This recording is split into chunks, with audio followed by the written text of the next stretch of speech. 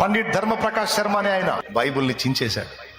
అందరి ముందు అందరిని పిలిచి బైబిల్ని చించాడు. ఏమన్నా తెలుసా? ఇందులో ఉన్న మాటలు కేవలం మాటలే గాని ఇవి నెరవేర్చడం క్రైస్తవుల వల్లే కాలేదు, ఇవి నెరవేర్చడం ఎవడి వల్ల కాదు, కాబట్టి ఇది ఒక వేస్ట్ పుస్తకం అని చించి పడేశాడు. కొద్ది కాలం తర్వాత వివాహితుడయ్యాడు. ఆ వివాహం చేసుకుంది ఎవరన్నా తెలుసా? అనుకోని స్థితిలో ఒక దైవజనుడు కూతుర్ని పెళ్లి చేసుకున్నాడు. ఆయన అన్యుడు.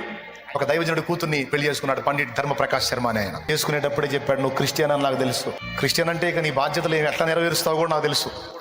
ఇక మీ బాధ్యతల్లో మొట్టమొదటి బాధ్యత ఏంటంటే పక్కోడికి చెప్పడం. నా మీద అలాంటి ప్రయోగాలు చేశావంటే చరిత్ర లేకుండా చేస్తాను నీకు, అది ఆయన లైఫే లేకుండా చేస్తాను నీకు అని వార్నింగ్ ఇచ్చాడు భార్యకి.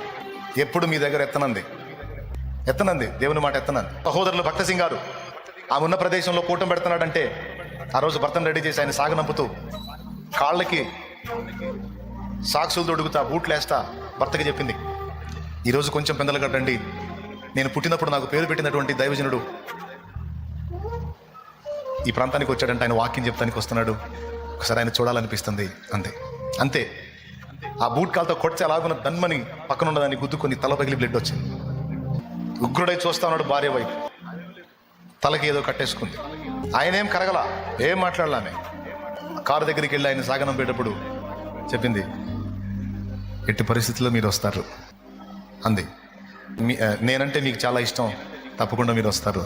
కారులో కూర్చొని ఆలోచించడం మొదలుపెట్టాడు.